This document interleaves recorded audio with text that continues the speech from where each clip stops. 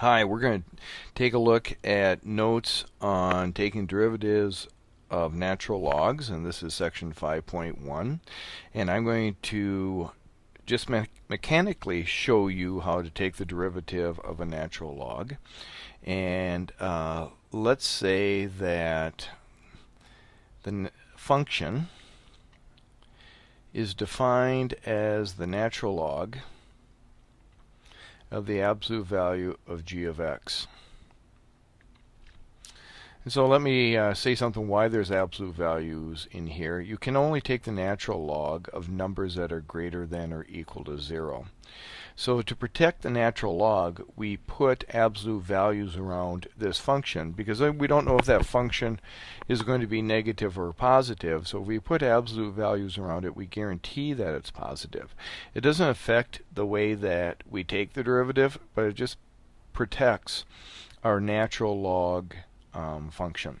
So the derivative of this, which I'm going to call f prime of x, is defined as a rational expression where g of x is in the denominator and the derivative g prime of x is in the numerator. So let's take a look at a series of problems that I have. And the first one is number 1, and it is y equals the natural log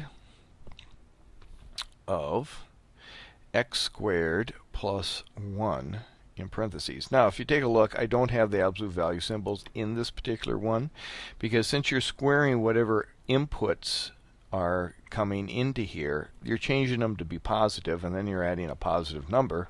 So that guarantees for the natural log that you'll always have a positive. Alright, I'm going to continue with the derivative. The derivative is going to be a rational expression where in the denominator will be x squared plus 1 because that's my g of x, and its derivative, 2x, will be in the numerator. The next one I'm going to have isn't on the note sheet. I'm going to call it problem 1.5, and it's going to look like this, and I think when I show you number 2 you'll understand why I have 1.5. And in this one it looks like this. It is the natural log of the absolute value of x cubed. So x is being cubed in here, and because when you cube something you can have negative. This can be done two ways. One way is I can rewrite this equation as y equals, using my logarithm rules, as 3 times the natural log of the absolute value of x. Okay, using that power rule that I bring that up front. So dy dx is going to equal to 3 times, again a rational expression, x, which is in the denominator, and its derivative, which is on top, and I get a final answer of 3 over x. I'm going to do the same type of thing in this one, but I'm going to make it do it a little bit differently. I'm going to write x cubed on the bottom, which is with its derivative 3x squared on top. Now I can simplify the x squared and the x cubed, so I have 3 over x. And I get the same derivative in both. Alright, number 2 now, which is number 2 on your sheet.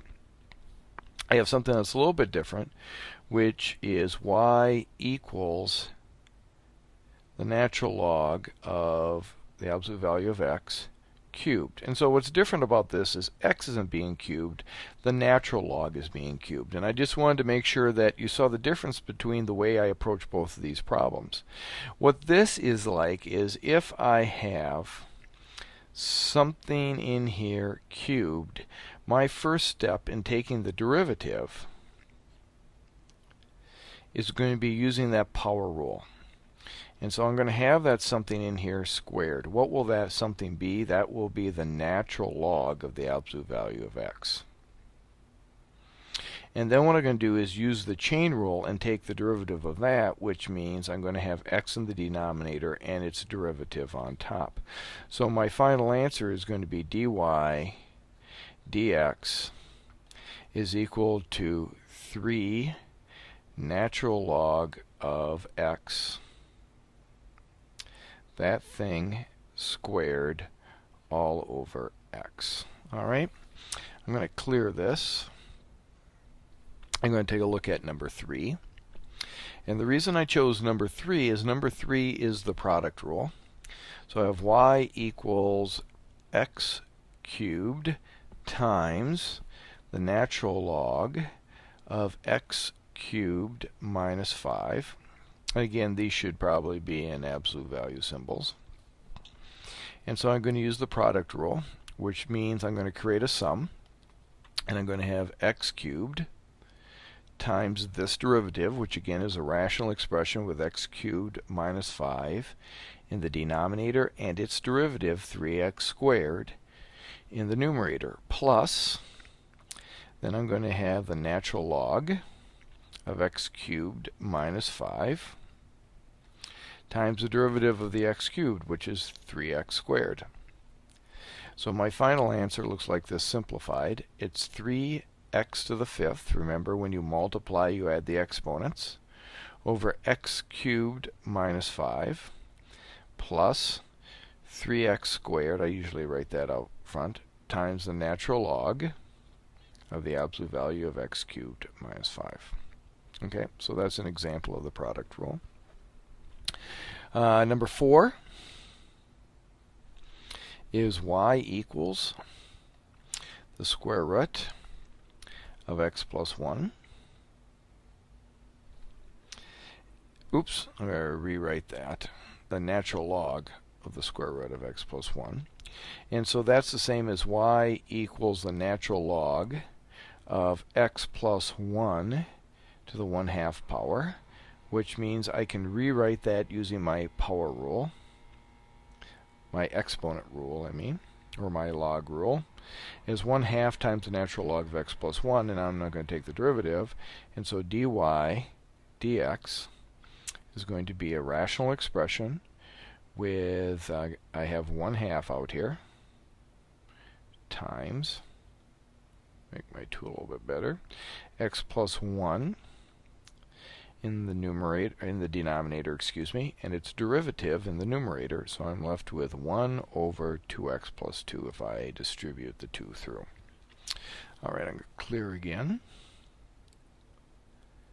Number 5, it's y equals, now this looks really, really complex, and what's going to be nice is I'm going to use my log rules to break them apart.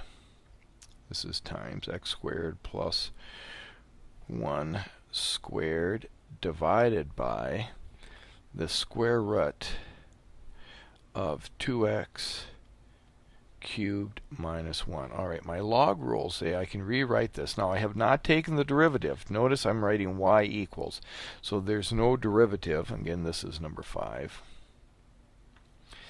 And I'm going to write this as the natural log of x plus the natural log of x squared plus 1 squared minus the natural log of 2x cubed minus 1 to the 1/2 power. I can go one step further and say y equals the natural log of x plus 2 times the natural log of x squared plus 1 minus 1/2 times the natural log of 2x cubed minus 1. Now, when I take the derivative, I'm going to take the derivative of each of those natural logs. So this is going to be x in the denominator, its derivative on top, plus 2, right? There's this 2 right here, times the derivative, 2x on top, x squared plus 1 on the bottom, minus, down here I'm going to have 2 times the 2x cubed minus 1. That's this 2 right here. And its derivative, which is 6x squared. So if I take a look at that, my derivative is 1 over x plus 4x over x squared plus 1 minus, now this 2 and this 6 can simplify, so I have 3x squared over 2x cubed minus 1. And I'm not going to go through and get a common denominator. I'm just going to leave it like that, and that's my derivative. Number 6.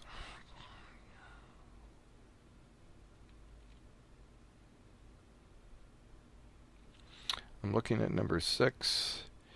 In fact, that was number 6. And so number 5, if you look in the notes, number 5 and number 6 are very similar. And so I just did number 6, and I think if you understood number 6, you should be able to understand number 5. The next one, it's called example 4. I don't know why I call it example 4. It looks like this. If it's f of x equals the natural log of the absolute value of the cosine of 3x. And I've already told you why I use absolute values to protect the natural log. The reason I chose this particular one to figure out the derivative, it has a double chain rule. There are 2 chains here. So down here I have the cosine of 3x. So now I'm going to take the derivative of cosine, and that's going to be negative sine of 3x times the derivative of the 3x times 3. So my answer is going to be this negative times this 3 is a negative 3. Sine over cosine is tangent, the tangent of 3x.